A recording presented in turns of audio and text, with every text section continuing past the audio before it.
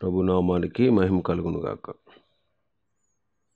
కూడొచ్చిన మీ అందరికీ, కర్మల ఆత్మీయ సహవాస సంఘ విశ్వాసులందరికీ మన ప్రభువును ప్రియ రక్షకుడునైన యేసుక్రీస్తు వారి శ్రేష్టమైన నామములో శుభములు మరియు అందరికీ వందనాలండి. నిర్గమాకాండం 25వ అధ్యాయాన్ని ధ్యానం చేసుకుంటున్నాం. నిర్గమాకాండం 25వ అధ్యాయం.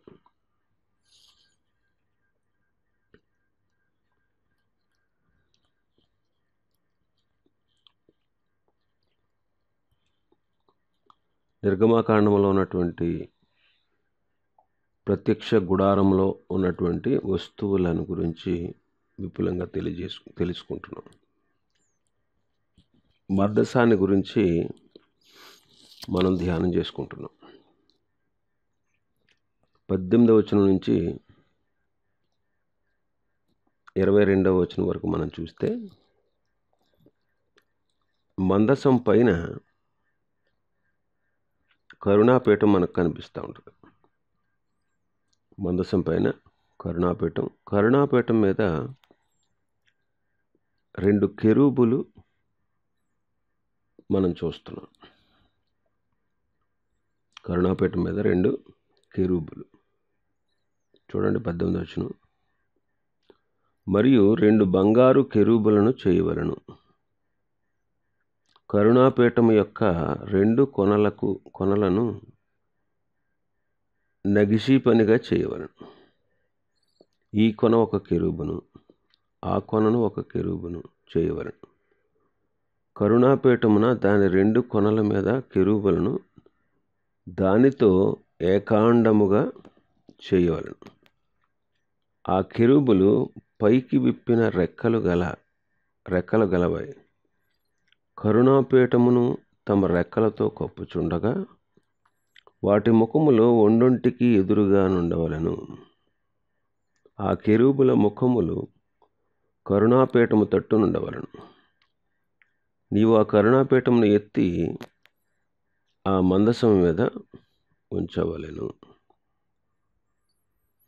ఇక్కడ కరుణాపీఠం గురించి చెప్తున్నాడు. కరుణాపీఠం మీద 2 కెరూబులు. కెరూబులను గూర్చి బైబిల్లో మనం కొన్ని స్థలాల్లో చూస్తాం. కెరూబులను గూర్చి బైబిల్లో మనం కొన్ని స్థలాల్లో చూస్తాం. ఆదికాండం 3వ అధ్యాయం 24వ వచనం. అప్పుడు ఆయన ఆదామును వెళ్ళగొట్టి ఏదెను తోటకు తూర్పు దిక్కున కెరూబులను జీవవృక్షమునకు పోవు మార్గమును కాచుటకు ఇటు అటు తిరుగుచున్న ఖడ్గజ్వాలను నిలువబెట్టెను. ఏదెను తోటకు తూర్పు దిక్కున కెరూబులను ఉంచారు.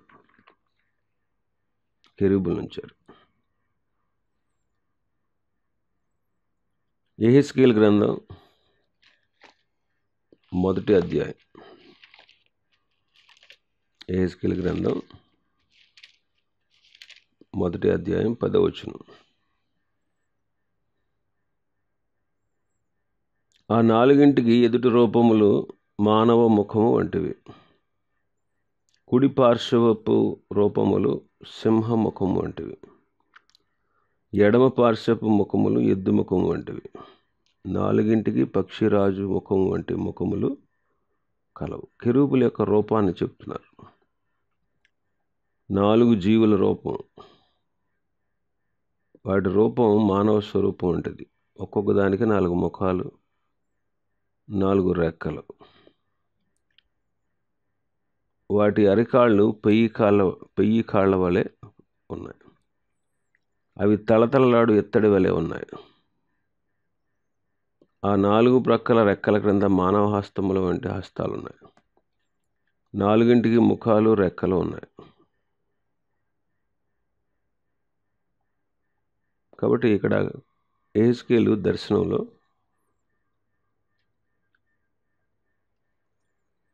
కెరూబులను చూస్తూ ఉన్నాం. కెరూబులు దేవుని వాహనాలు అని చెప్పబడ్డాయి. 18వ కీర్తన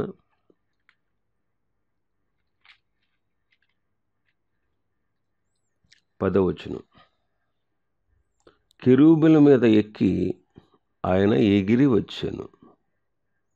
కెరూబు మీద ఎక్కి ఆయన ఎగిరి వచ్చెను. కెరూబు దేవుని వాహనంగా కూడా ఇక్కడ చెప్పబడతా ఉంది. లూసిఫర్ కూడా సాతానుగా మారక మునుపు వాడు కెరూబు జాతికి చెందినవాడుగా మనకి కనబడతా ఉంది. యెహెజ్కేలు గ్రంథం 28వ అధ్యాయం.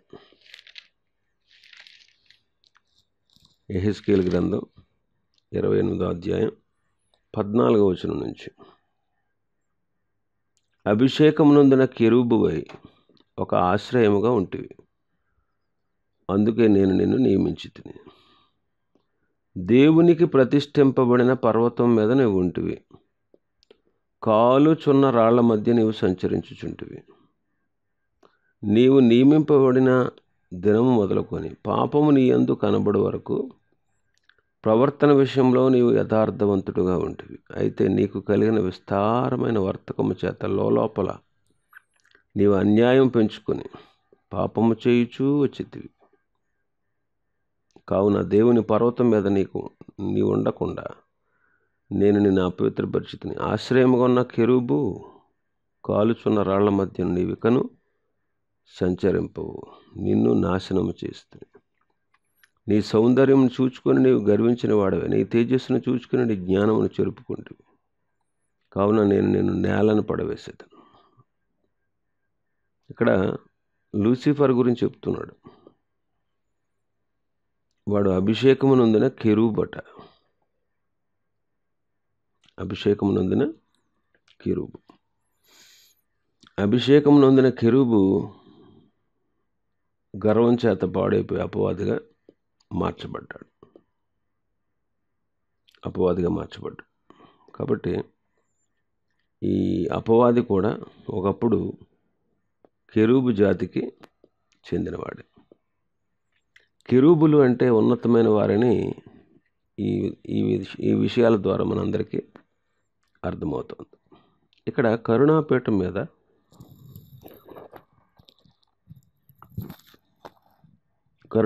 మీద కెరూబుల్ని చూస్తున్నాం. కెరూబులు విశ్వాసులకు సూచనగా చెప్పబడతా ఉన్నారు. కెరూబులు ఎవరిని సూచిస్తూ ఉన్నాయంటే విశ్వాసులైనటువంటి మనల్ని కూడా సూచిస్తూ ఉన్నాయి. కెరూబుల గురించి కొన్ని విషయాలు మనం ధ్యానం చేసుకుందాం. ఇక్కడ కరుణాపీఠం మీద కెరూబులు ఉన్నాయి. కరుణాపీఠం మీద కెరూబులు ఉన్నాయి. కెరూబులు ప్రభువును మోస్తాయి. కెరూబులు అంటే విశ్వాసులకు సూచన అని చెప్పుకున్నాం. యేసుక్రీస్తు కూడా తన భక్తులను మోసేవాడుగా కనబడుతున్నారు. ఒక వ్యక్తికి 100 గొర్రెలు ఉన్నాయంట. అందులో ఒకటి తప్పిపోయింది. దానికోసం వెళ్ళాడు, వెతికాడు. దాన్ని భుజం మీద దొరికినప్పుడు భుజం మీద మోసుకుని వచ్చాడు. బెన్యామీను గురించి మోషే ఒక మాట అంటారు. బెన్యామీను గోత్రికుల గురించి 33వ అధ్యాయం, ద్వితీయోపదేశకాండం 33వ అధ్యాయం, ద్వితీయోపదేశకాండం 33:12. బెన్యామీనును గూర్చి ఇట్లనెను: బెన్యామీను యెహోవాకు ప్రియుడు, ఆయన యొద్ద అతడు సురక్షితముగా నివసించును. దినమెల్లా ఆయన అతనికి ఆశ్రయమగును. ఆయన భుజముల మధ్య అతడు నివసించును. దేవుని భుజాల మీద నివసిస్తాడు. అతడు సురక్షితంగా నివసిస్తాడు. ఆయన అతనికి ఆశ్రయమగును. 27వ వచనంలో మనం చూస్తే శాశ్వతుడైన దేవుడు, ద్వితీయోపదేశకాండం 33:27లో, శాశ్వతుడైన దేవుడు నీకు నివాస స్థలము. శాశ్వతుడకు దేవుడు నీకు నివాస స్థలం. కాబట్టి నిత్యముగా నుండు బాహువులు నీ క్రింద నుండును అంటాడు 27వ వచనంలోనే, ద్వితీయోపదేశకాండం 33:27. నిత్యముగా నుండి బాహువులు నీ క్రింద నుండును. ఈ వచనాలను బట్టి ఆయన తన భక్తులని నిత్యము భరించేవాడుగా ఉన్నాడు. ఇంకా మనం చూస్తే ఆయన మన పాపాలను మోశారు. అనుదినము ఆయన మన భారాన్ని భరిస్తూ ఉన్నారు. పేతురు రాసిన మొదటి పత్రిక 2వ అధ్యాయం, పేతురు రాసిన మొదటి పత్రిక 2వ అధ్యాయం 24వ వచనం. మనం పాపముల విషయమై చనిపోయి నీతి విషయమై జీవించినట్లు ఆయన తానే తన శరీరమందు మన పాపములను రాను మీద మోసుకొనెను. ఆయన మన పాపాలని మోశారు. కీర్తన 68:19. కీర్తన గ్రంథం 68వ అధ్యాయం 19వ వచనం. ప్రభువు స్తుతినందును గాక, అనుదినము ఆయన మా భారము భరించుచున్నాడు. కాబట్టి ప్రభు మనల్ని మోసేవాడు. రెండవ విషయం, ఇక్కడ ఈ కెరూబులు నగిషీ పనిగా చేయబడ్డాయి. నగిషీ పని అంటే అగ్నితో కాల్చి సుత్తితో నలగొట్టి సాగొట్టి అనుకున్నటువంటి రూపానికి దాన్ని తీసుకుని రావడం, దాన్నే నగిషీ పని అంటారు. ఇప్పుడు బంగారాన్ని నగిషీ పనిగా చేయాలంటే బంగారాన్ని అగ్నితో కాల్చాలి, సుత్తితో నలగొట్టాలి, సాగొట్టాలి, తగిన రూపానికి దాన్ని తీసుకుని రావాలి. కాబట్టి ఇది ఏమి సూచిస్తూ ఉందంటే దేవుని పిల్లలైనటువంటి మనం అనుభవించే శ్రమలకు సూచనగా ఉంది. మనం కూడా శ్రమల వలనే క్రమపరచగలం. మనం కూడా శ్రమల వల్లే క్రమపరచగలం. 119వ కీర్తనలో ఏముంది? 67వ వచనం. 119:67. శ్రమ కలుగక మునుపు నేను త్రోవ విడిచితిని, ఇప్పుడు నీ వాక్యమును అనుసరించి నడుచుకొనుచున్నాను. 71వ వచనం. నేను నీ కట్టడలను నేర్చుకున్నట్లు శ్రమ నొంది ఉండుట నాకు మేలాయను. శ్రమ నొంది ఉండుట నాకు మేలాయను. కాబట్టి గమనించండి, శ్రమలు పొందినప్పుడే మనం క్రమపరచబడగలం, సరిచేయబడగలం. శ్రమల ద్వారానే మనం ప్రభు యొక్క స్వరూపంలోకి మార్చబడగలం. పేతురు రాసిన మొదటి పత్రిక 4వ అధ్యాయం 1వ వచనం నుంచి, క్రీస్తు శరీరమందు శ్రమపడను గనుక మీరును అట్టి మనస్సును ఆయుధంగా ధరించుకోండి. శరీర విషయంలో శ్రమపడిన వాడు శరీరమందు జీవించిన మిగిలిన కాలం ఇక మీదట మనుజాసలను అనుసరించి నడుచుకొనక దేవుని ఇష్టానుసారంగానే నడుచుకున్నట్లు పాపముతో జోలికనేమీ లేకయుండును. కాబట్టి శ్రమల ద్వారానే మనం ప్రభు రూపంలోకి మార్చబడగలం. 12వ వచనం చూస్తే, ప్రియులారా,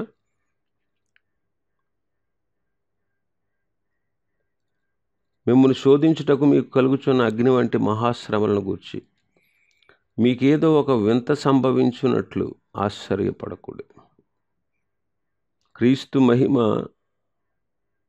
బయలుపరచబడినప్పుడు మీరు మహానందముతో సంతోషించే నిమిత్తము క్రీస్తు శ్రమలలో మీరు పాలివారై ఉన్నంతగా సంతోషించుడి. కాబట్టి శ్రమల ద్వారానే మనకు ఘనత, మెప్పు. శ్రమల ద్వారా మనం ప్రభు స్వరూపంలోనికి మార్చబడగలం. ఇంకా తర్వాత విషయాన్ని మనం చూస్తే, కెరూబులు కరుణాపీఠముతో ఏకాండముగా చేయబడ్డాయి. కెరూబులు కరుణాపీఠంతో ఎప్పటికీ కలిసే ఉంటాయి. ఏకాండముగా చేయబడ్డాయి అంటే ఏకమై ఉన్నాయి.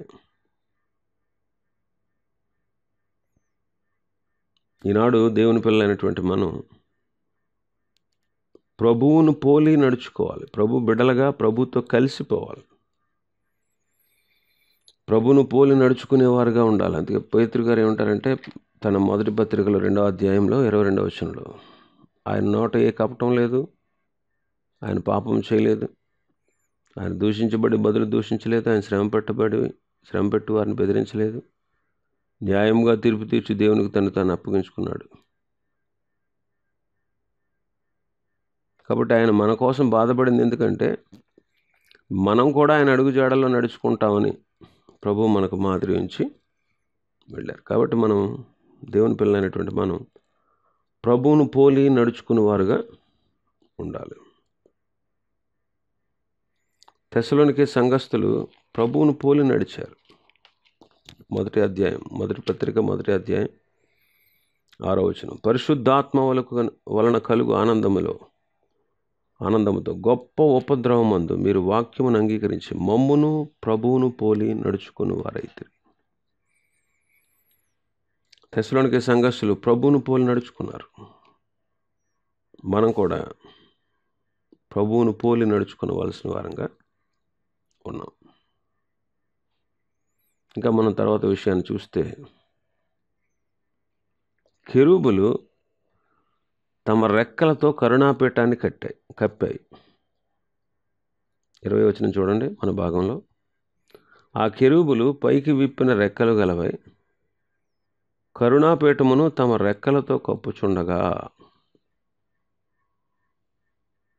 కెరూబులు తమ రెక్కలతో కరుణాపీఠాన్ని కప్పుతున్నాయి. రెక్కలు విప్పిన జీవితం అన్నమాట. ఇది చాలా శ్రేష్టమైనది. అంటే పైకి ఎగరడానికి సంసిద్ధంగా ఉన్నాయి అని అక్కడ అర్థమవుతుంది. యెషయా భక్తుడు 40వ అధ్యాయంలో ఏమన్నారు చూడండి. యెషయా గ్రంథం 40వ అధ్యాయం 31వ వచనం, 40:31, యెహోవా కొరకు ఎదురు చూచువారు నూతన బలము పొందుదురు, వారు పక్షిరాజుల వలె రెక్కలు చాపి పైకి ఎగురుదురు, అలయక పరుగెత్తుదురు, సొమ్మసిల్లక నడిచిపోవుదురు. ఇక్కడ కెరూబులు తమ రెక్కలతో కరుణాపీఠాన్ని కప్పుతున్నాయి. కెరూబులు రెక్కలు విప్పి ఉన్నాయంటే పైకి ఎగరడానికి సంసిద్ధంగా ఉన్నాయి. కాబట్టి యెహోవా కొరకు ఎదురు చూచేవారు నూతన బలం పొందుతారు. వారు రెక్కలు చాపి పైకి ఎగురుతారు, అలయక పరుగు పెడతారు, సొమ్మసిల్లక నడిచిపోతారు. కాబట్టి మనం కూడా ప్రార్థనలో ఆయన కొరకు ఎదురు చూడడం, వాక్యంలో ఆయన కొరకు ఎదురు చూడడం, విశ్వాసము కొరకు ఆయన కొరకు విశ్వాసముతో ఎదురు చూడుట మనం నేర్చుకోవాలి. మరి ముఖ్యంగా యేసుక్రీస్తు ప్రభు యొక్క రాకడ కొరకు మనం ఎదురు చూస్తూ ఉండాలి. ఇదే రెక్కలు విప్పిన జీవితం. ఇలాంటి వారే రెక్కలు చాపి పైకి ఎగురుతారు. అంటే భూ సంబంధమైన వాటి మీద మనసు పెట్టుకోకుండా పరసంబంధమైనటువంటి జీవితాన్ని జీవిస్తారు. ఇది చాలా శ్రేష్టమైనటువంటి అనుభవం అన్నమాట. ఇంకా మనం చూస్తే ఆ కెరూబుల ముఖాలు ఒకదానికొకటి ఎదురుగా ఉండాలి అంటారు. కెరూబుల ముఖాలు ఎలా ఉండాలంట? ఒకదానికొకటి ఎదురుగా ఉండాలి. అలాగే దేవుని పిల్లలైనటువంటి మనం ఒకరికొకరు మనస్సు కలిసిపోవాలి. రోమాపత్రిక 12వ అధ్యాయం, రోమా 12, 16, 17, 18 వచనాలు చదువుతాను. ఏడ్చు వారితో ఏడుడి, సంతోషించు వారితో సంతోషించుడి. ఒకనితో ఒకడు మనస్సు కలిసి ఉండుడి. హెచ్చువాటి యందు మనస్సు ఉంచక తగ్గువాటి యందు ఆసక్తులై ఉండరు. మీకు మీరే బుద్ధిమంతులమని అనుకొనవద్దు. కీడుకు ప్రతి కీడు ఎవరికీ చేయొద్దు. మనుషులందరి దృష్టికి యోగ్యమైన వాటిని గురించి ఆలోచన కలిగి ఉండండి. శక్యమైతే మీ చేతనైనంత మట్టుకు సమస్త మనుషులతో సమాధానంగా ఉండండి. ప్రభు పిల్లలు ఒకరి మనస్సు ఒకరు కలిసిపోవాలన్నమాట. హెచ్చువాటి యందు మనస్సు ఉంచక తగ్గువాటి యందు ఆసక్తులుగా ఉన్నారు. అప్పుడే మన మనస్సులు కలిసి ఉంటాయి. మనకు మనమే బుద్ధిమంతులు అని అనుకుంటే మన మనసులు కలవు. మనకంటే ఎదుట ఉన్నటువంటి వాడే యోగ్యుడు అనుకున్నప్పుడు మన మనసులు కలుస్తాయి. ఇది శ్రేష్టమైనటువంటి అనుభవం. కాబట్టి ఒకరితో ఒకరు మనస్సు కలిగి ఉండడం దేవునికి మహిమ తేవడం లాంటిది. యేసుక్రీస్తు చిత్తాన్ని మనం జరిగించిన వారంగా ఉంటాం. ఇంకా చూడండి 15వ అధ్యాయం, రోమపత్రిక 5-6 వచనాలు. మీరు ఏకభావం గలవారై ఏకగ్రీవంగా మన ప్రభువైన యేసుక్రీస్తు తండ్రి అయిన దేవుని మహిమపరచు నిమిత్తము క్రీస్తు యేసు చిత్త ప్రకారం ఒకరితో ఒకడు మనస్సు కలిసిన వారై ఉండినట్లు ఓర్పునకు ఆదరణకు కర్తయగు దేవుడు మీకు అనుగ్రహించునుగాక. ఒకరితో ఒకడు మనస్సు కలిసి ఉండాలి. ఇది దేవుని చిత్తం. ఇంకా తర్వాత మనం చూస్తే కెరూబుల ముఖాలు కరుణాపీఠం తట్టు చూస్తూ ఉన్నాయి. ఎవరి తట్టు చూస్తూ ఉన్నాయి? కరుణాపీఠం తట్టు చూస్తూ ఉన్నాయి. వాటి ముఖములు కరుణాపీఠం తట్టు ఉండాలి. మనం కూడా ఎల్లప్పుడూ ప్రభువునే చూస్తూ ఉండాలి. ప్రభువును చూస్తే మనకు వెలుగు కలుగుతుంది. మనం ధైర్యంగా ఉంటాం. 34వ కీర్తన 34:5 వచనం. కీర్తన 34:5. వారు ఆయన తట్టు చూడగా వారికి వెలుగు కలిగెను, వారి ముఖములెన్నడను లజ్జింపకపోవును. కాబట్టి దేవుని తట్టు చూస్తే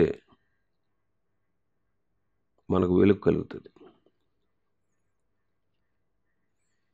అందుకే హెబ్రీ పత్రికలో పౌలు గారు అంటాడు,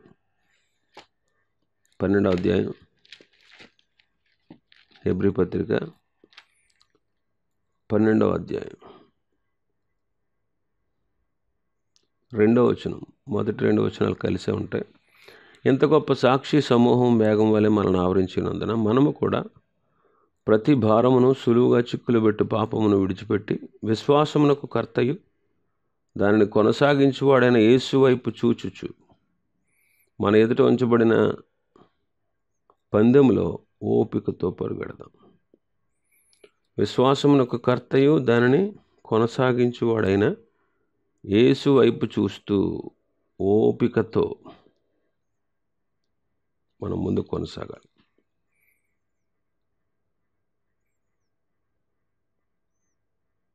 ఓపికతో పరుగు పెట్టాలి. దావీదు ఎల్లప్పుడూ కూడా చూడండి, అపొస్తలుల కార్యములు 2వ అధ్యాయం 25-26 వచనాలు.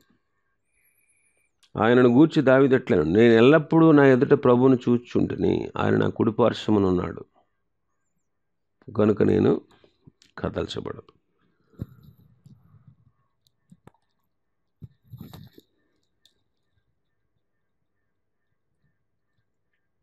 అపొస్తలుడైన పేతురు కూడా నీళ్ల మీద నడుస్తూ వస్తున్నప్పుడు ప్రభు సెలవిచ్చారు, నీవే ప్రభు అయితే నేను కూడా నీళ్ల మీద నడిచేటట్లు సెలవివ్వు అని అడిగి నీళ్ల మీద నడుస్తున్నారు. ప్రభువును చూస్తూ వస్తున్నంతసేపు పేతురు బాగానే వచ్చారు. గాలిని చూసి మునిగిపోసాగాను అని ఉంటుంది. మత్తయి సువార్త 14:28. ప్రభువా, నీవే అయితే నీళ్ళ మీద నడిచి నీ వద్దకు వచ్చుటకు నాకు సెలవిమ్మని ఆయనతో అనెను. ఆయన రమ్మనగానే పేతురు దోణి దిగి యేసుని వద్దకు వెళ్ళుటకు నీళ్ళ మీద నడిచాను, కానీ గాలిని చూచి భయపడి మునిగిపోసాగాను. పేతురు ప్రభు వైపు చూసినంతసేపు నీళ్ళ మీద బాగానే సముద్రం మీద నడిచారు, కానీ గాలిని చూచి భయపడి మునిగిపోసాగాను అని మనం చూస్తున్నాం. పేతురు కేకలు వేసేటప్పుడు ప్రభు అతన్ని విడిపించారు. మనం కూడా ప్రభు వైపు చూడకుండా లోకం వైపు చూస్తే మనం భక్తిలో మునిగిపోతాం. భక్తి విడిచిపెట్టేసి లోకంలో మునిగిపోతాం. ప్రభు వైపు చూస్తూ ఉన్నట్లయితే లోకం మనల్ని ముంచలేదు. కాబట్టి ప్రభువునందే గురి కలిగి చక్కగా మనం ఆయనే గురిగా పెట్టుకుని చక్కగా ఆయన వద్దకు సాగి వెళ్ళాలి. ఇంకా మనం చూస్తే తర్వాతది, ఆ కెరూబుల మధ్యలో ప్రభు నివసించారు. 22వ వచనం, అక్కడ నేను నిన్ను కలుసుకొని కరుణాపీఠము మీద నుండి శాసనముల గల మందసం మీద నుండి 2 కెరూబుల మధ్య నుండి నేను ఇశ్రాయేలు నిమిత్తం మీకు ఆజ్ఞాపించు సమస్తమును నీకు తెలియజెప్పేదను. అంటే కెరూబుల మధ్య దేవుడు నివసిస్తూ ఉన్నారు. అందుకే యెషయా 37వ అధ్యాయంలో, యెషయా గ్రంథం 37వ అధ్యాయం, హిజ్కియా ప్రార్థన చేస్తూ ఉన్నాడు. 15-16 వచనాల్లో ఏమంటాడు చూడండి. యెహోవా సన్నిధిని ఇట్లని ప్రార్థన చేశాను. యెహోవా, కెరూబుల మధ్యను నివసించుచున్న ఇశ్రాయేలీల దేవా,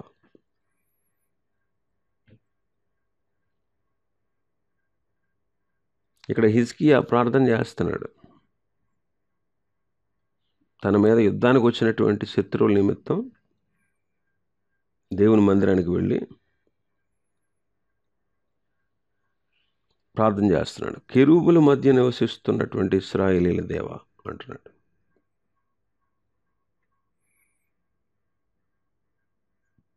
ప్రభు కెరూబుల మధ్య నివసిస్తున్నటువంటి వాడు. ఇప్పుడు కూడా ఆయన ఎక్కడ నివసిస్తారు? మత్తయి సువార్త 18:20.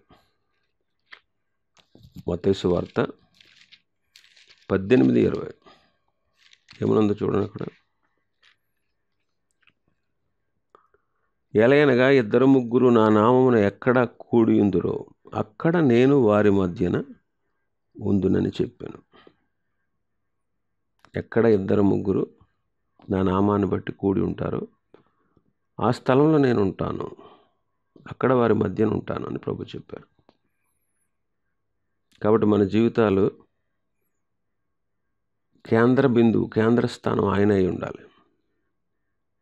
ఆయనే కేంద్రమై ఉండడం అనేది ఇది అత్యంత ఆశీర్వాదకరం.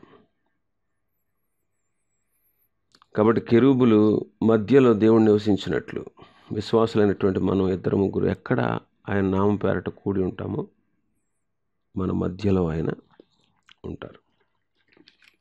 మన మధ్యలో ఆయన ఉంటారు. ఇంకా మనం చూస్తే మందసం ప్రత్యక్ష గుడారంలో ఉంటుంది. ప్రజలు ప్రయాణంలో ఉన్నారు, ఇశ్రాయేల్ అరణ్య ప్రయాణంలో ఉన్నారు. వాళ్ళు ఒక చోట స్థిరంగా లేరు. మేఘం పైకెత్తబడినప్పుడు వాళ్ళ ప్రయాణం కొనసాగుతుంది. వాళ్ళు ప్రయాణం చేస్తూ ఉన్నప్పుడు ప్రత్యక్ష గుడారాన్ని నిలిచి ఉన్నప్పుడు ప్రత్యక్ష గుడారాన్ని వేసేవారు. వారు ప్రయాణమై బయలుదేరినప్పుడు ప్రత్యక్ష గుడారాన్ని విప్పి వాటి ఉపకరణాలన్నీ మూసుకుంటూ వెళ్ళేవారు. ఎప్పుడైతే వాళ్ళ ప్రయాణం కొనసాగడానికి సిద్ధమయ్యారో ఆ ప్రయాణం కొనసాగించబడినప్పుడు వాళ్ళు చేయాల్సిన పని ఏంటంటే వాళ్ళు ప్రత్యక్ష గుడారాన్ని విప్పి అందులో ఉన్న ఉపకరణాలన్నిటినీ తీసుకెళ్ళాలి.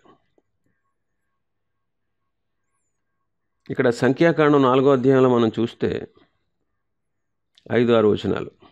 సంఖ్యాకాండం 4వ అధ్యాయం 5-6 వచనాలు. దండు ప్రయాణమైనప్పుడు అహరోనును అతని కుమారులను లోపలికి వచ్చి అడ్డతెరను దించి దానితో సాక్ష్యపు మందసమును కప్పి దాని మీద సముద్ర వత్సల చర్మమయమైన కప్పును వేసి దాని మీద అంతయు నీలవర్ణము గల బట్టను పరిచి దాని మోతకర్రలను తోర్చవలను.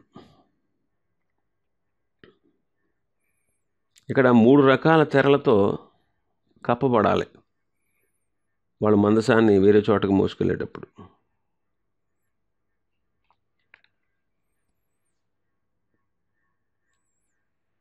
వాళ్ళు ప్రయాణమై వెళ్ళేటప్పుడు మనుషులు దేవుని మహిమను చూడకుండా ఉండేటట్లు కప్పబడాలి. ఆ మహిమను ఎవరైనా చూశారనుకోండి వాళ్ళు చచ్చిపోతారు. అందుకే మోషే కూడా ఆయన మహిమను నిదానించి చూడలేదు, వెనక పార్శాన్ని చూశాడు. కాబట్టి దేవుడు తన మహిమతో మన మధ్యలోనికి దిగి వస్తే మనం తట్టుకోలేం. అందుకే ప్రభువైన యేసుక్రీస్తు నరావతారిగా ఈ లోకంలో నివాసం చేసినప్పుడు ఆయనలో కూడా శిష్యులు కొన్నిసార్లు ఆయన మహిమను చూశారు. కాబట్టి ఆయన మహిమను నిదానించి చూడలేం కనుకనే ఆయన శరీరధారిగా ఈ లోకానికి వచ్చారు. ఆయన శరీరం ఆయన మహిమను చూడకుండా కప్పి ఉంచింది. ఆయన మహిమను చూసిన వాళ్ళు చాలామంది భరించలేకపోయారు. ఆయన మహిమను చూసిన వారు భరించలేకపోయారు. ప్రకటన గ్రంథంలో అంటాడు, 1వ అధ్యాయం 17వ వచనం, ఆయన స్వరూపాన్ని చూసినప్పుడు చచ్చిన వాని వల్లే ఆయన పాదముల దగ్గర పడ్డాను అంటాడు యోహాను గారు. పరలోకమందున్నటువంటి దూతలు కూడా ఆయన మహిమను చూడలేరు. అందుకే 6 రెక్కలంట. 2 రెక్కలతో ఎగురుతారు, 2 రెక్కలతో మొహాన్ని కప్పుకుంటారు, 2 రెక్కలతో దేహాన్ని కప్పుకుంటారు. ఆయన మహిమను చూడలేరు, తట్టుకోలేరు. ఆయన మహిమను చూసి తట్టుకోలేరు. అలాంటి మహోన్నతుడైనటువంటి దేవుడు మానవుడిగా ఈ లోకానికి వచ్చారు. ఆ సమయంలో కూడా ఆయనకు మహిమ ఉంది. ఒకసారి తన 3 శిష్యులు ఆ మహిమను రూపాంతర కొండ మీద చూశారు. కాబట్టి దేవుని మహిమను మనం చూడలేం, చూసి తట్టుకోలేం. అందుకే మందసాన్ని విప్పినప్పుడు, మందసాన్ని తీసుకుని వెళ్ళేటప్పుడు, ప్రత్యక్ష గుడారంలో ఉన్నటువంటి ఉపకరణాలన్నింటినీ జాగ్రత్త పరిచి తీసుకువెళ్ళేటప్పుడు మందసం మీద మాత్రం కప్పి తీసుకెళ్ళాలి. ఎందుకంటే ఆయన మహిమను చూస్తే తట్టుకోలేరు ప్రజలు. ఆయన మహిమను చూసిన వాడు తట్టుకోలేక చనిపోతాడు. ఎవరు ఎప్పుడు దేవుని చూడలేదు అంటాడు. తిమోతి పత్రికలో పౌలు గారు, తిమోతి రాసిన 1వ పత్రిక 6వ అధ్యాయం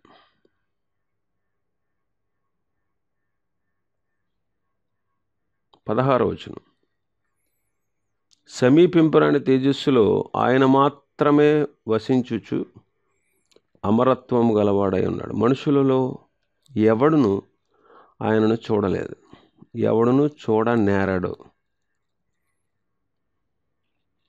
ఎవరు చూడలేదట, ఎవరు చూడనేరరు. కాబట్టి మహిమ కలిగినటువంటి దేవుడు ఆయన. ఆయన మహిమను చూసి మనం తట్టుకోలేం. అందుకే ఆయన నేరుగా రాలేదు ఈ లోకానికి.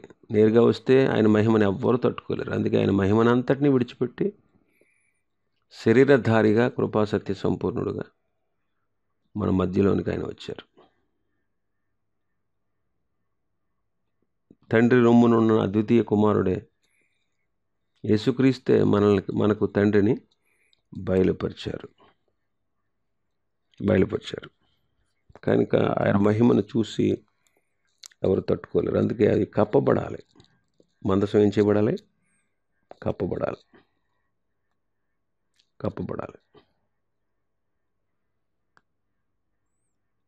ఇంకా మిగిలిన విషయాలు ప్రభు చిత్తమైతే రేపు ధ్యానం చేసుకుందాం. దేవుడి వర్తమానాన్ని మనం వెనుకడిలో ఆశీర్వదించునుగాక. ఆమేన్.